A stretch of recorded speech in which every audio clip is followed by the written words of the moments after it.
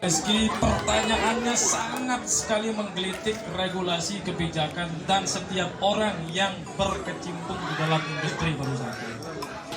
Jadi saya garis bawahi pertanyaan Bang Rizky itu tidak ada atau belum ada wisata yang ramah difabel. Tetapi beliau seringkali muncul. Nah ini menarik itu Rizky.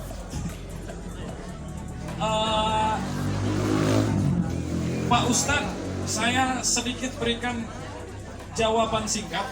Diskusi ini mau kemana sebetulnya? Apakah dampak wisata dalam bentuk ekowisata kehadirannya atau kestabilan wisata di Rinjani seperti apa? Jadi fokus diskusi kita sebetulnya saling berbagi edukasi terkait dengan wisata, keberlangsungannya, potensinya dan dampaknya yang digabung dalam konsep solusi ekowisata itu Pak Ustadz. Tetapi tidak ada narasumber yang terofficial. Narasumbernya adalah kawan-kawan semua. Jadi pertanyaan Bang Rizky, saya mohon melihat perspektif Purmabes untuk menjawab dulu.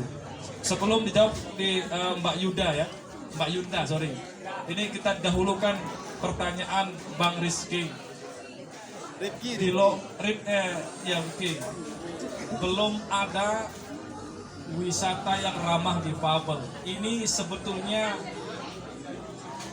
kesalahan pemerintah kah? Atau justru kita belum sadar terhadap kebutuhan para difabel sehingga kita menyediakan mereka? Perspektif Purmabes seperti apa? Silakan salah satu yang mewakilkan. Bang Maweng, silakan Bang Maweng, boleh ke depan Bang Maweng. Baik, langsung ke depan. Mic-nya nggak nyampe sana Bang. Maweng. Boleh sedikit berbagi Bang Maweng. Mewakili. Baik, assalamualaikum warahmatullahi wabarakatuh. Waalaikumsalam. Salam lestari dan salam perjuangan. Sedikit saja kawan-kawan ya, ini memang diskusinya mengenai ekowisata yang dimana juga ada depan Pak, ada depan ya, jangan tetap biar semuanya ada sini, ada sini, nah biar kelihatan, nah. Jadi ngomong tentang ekowisata dan Gunung Rinjani ini memang berlapis-lapis ya.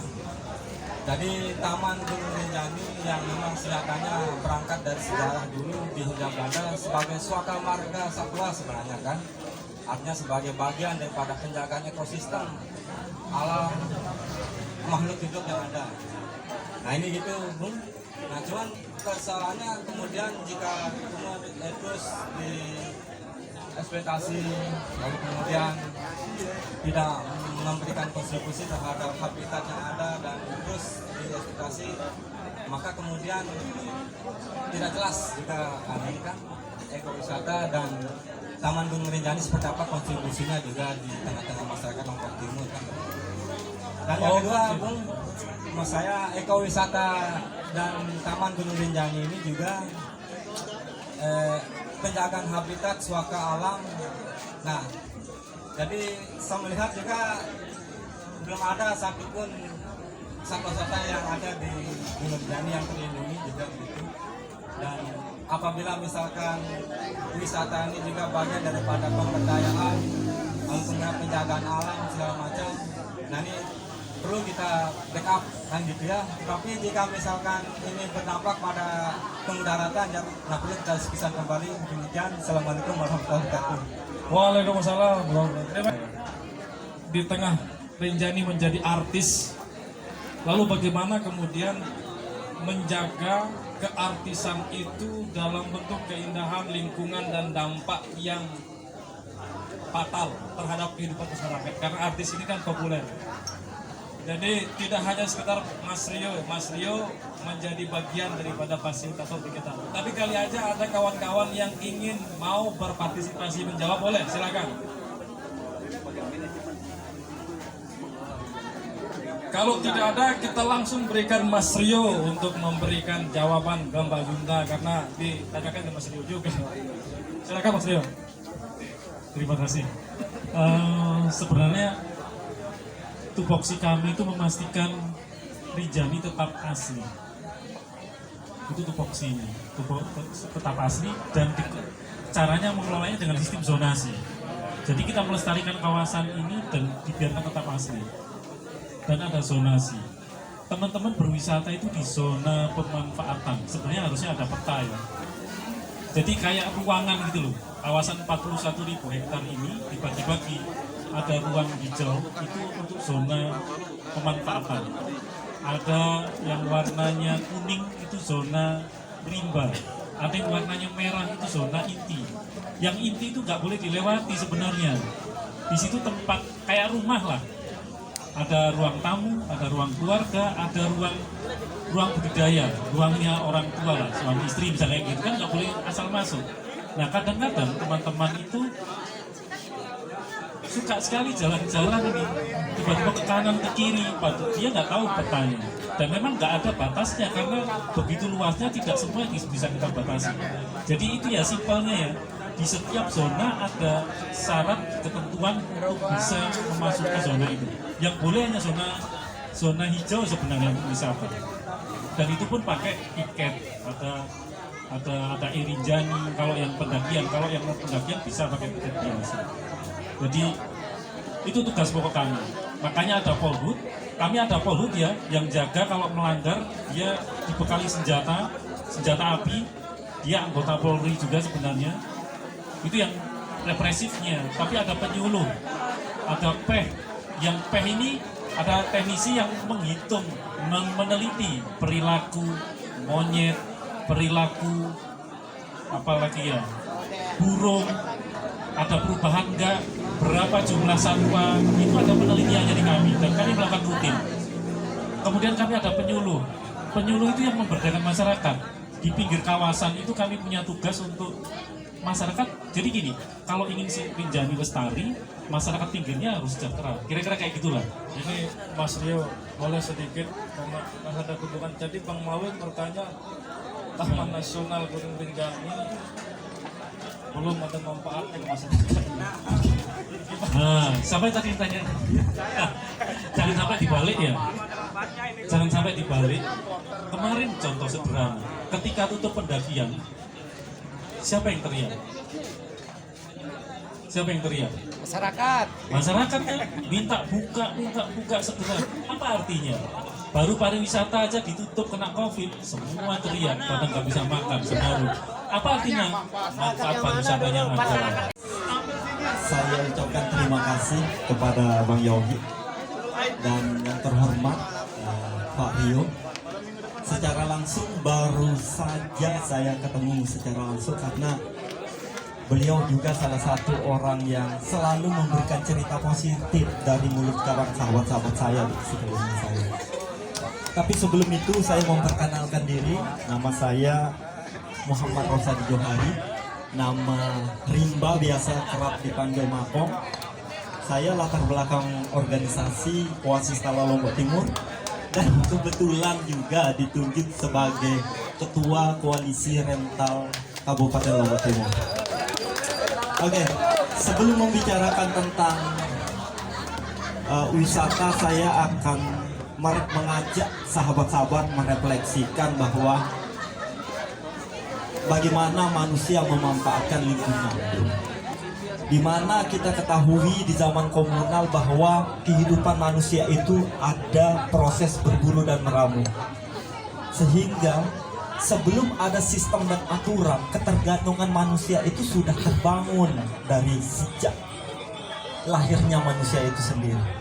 Nah, tapi sehingga tidak ada pembaharuan, terbangunlah pola kehidupan nomaden. Di saat kita ada potensi makanan, sumber makanan, di sanalah kita akan berpindah. Di saat ada makanan di satu titik, di sana kita akan bertahap. Di saat makanan itu terbatas, di sanalah kemudian kita akan berpindah-berpindah.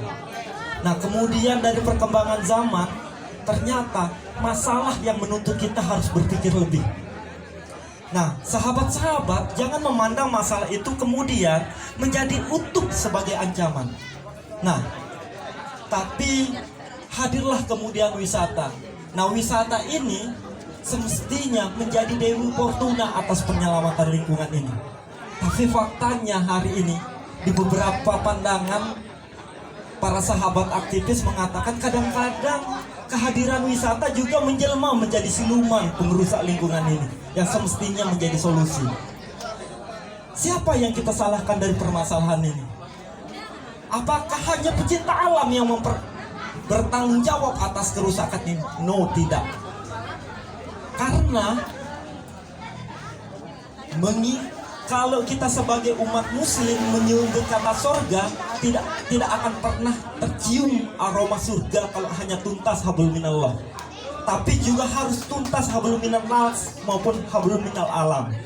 Nah, maka dari itu kehadiran sistem dan aturan ini seharusnya menata ruang-ruang yang tidak ideal. Karena keserakahan kita yang terdorong dari sikap-sikap konsumtif, seakan-akan saya mengilustrasikan sepertinya kita butuh Rinjani cuma nggak satu, tapi kita butuh Gunung Rinjani 1, 2 Rinjani sampai 3 melihat perilaku-perilaku itu. Nah kemudian, tapi saya tidak mengatakan siapa yang harus kita pojokkan dan kita salahkan dalam hal ini. Karena apa? Butuhnya sinergis dan partisipatif semua pihak. Kalau saya di sisi lain dari perspektif sebagai ketua koalisi, si perental juga nggak boleh hanya menjadi lintah penghisap dari destinasi wisata ini. Tapi perental juga harus memberikan kontribusi terhadap kelestarian lingkungan ini. Nah, ini mungkin menjadi bahan edukasi-edukasi untuk kita semua. Bang Sentuk. Karena perilaku kita, saya memandang begini sahabat-sahabat. Kalau perilaku kita tidak terarah dan dirapikan, saya mengatakan bahwa kehadiran wisata ini akan menjadi bom waktu. Kenapa saya mengatakan menjadi bom waktu? Karena apa? Kalau sedikit bercerita di pengalaman saya, sahabat-sahabat, bahwa seakan-akan di anak milenial sekarang, wisata alam seakan-akan menjadi sebuah ruang yang paling murah meriah untuk bercumbu dan merayu. Tahun 2003, insya Allah saya juga pencinta pendakian. Saya pernah bekerja di Gili Trawangan sebagai tour guide juga. Jadi alhamdulillah dulu pada saat itu masih sekitar $100 dari Gili Trawangan ke sana. Dan kita juga termasuk orang-orang yang memperjuangkan teman-teman porter. Nah di sini kita harapkan kalau diibaratkan sebuah manajemen tentu ada CSR. Kalau di manajemen ini Pak ya, maaf ini CSR. CSR itu untuk apa? Social responsibility-nya itu untuk apa? Untuk memberdayakan masyarakat setempat, untuk mencintai lagi, untuk lebih mengenai lagi gunung itu. Nah sekarang yang kami pertanyakan, kalau memang Rinjani ini dikelola oleh TNGR selama ini ya, nah kami di masyarakat Lombok Timur yang khususnya Lombok Timur ini, karena Rinjani ini masih termasuk Lombok Timur juga kan. Yang saya dengar isu-isu kemarin teman-teman dari Forma Bas teman ini bertanyakan, lalu bagaimana memberdayakan kami di sini? Jangan hanya 1-2 company, itu aja. Yang diharapkan keterbukaan informasi banyak. Program-program TGR itu seperti apa? Boleh ya di-share, ayo. Kita punya daerah juga punya dinas pariwisata. Mungkin bisa sharing di situ. Jadi adik-adik, rekan-rekan, teman-teman pencinta ini bisa tanya ke sana. Nggak perlu ngoceh-ngoceh gini gitu. Jadi pertanyakan program anggarannya dari mana, apa yang bisa kami dapatkan. Seperti yang dibilang.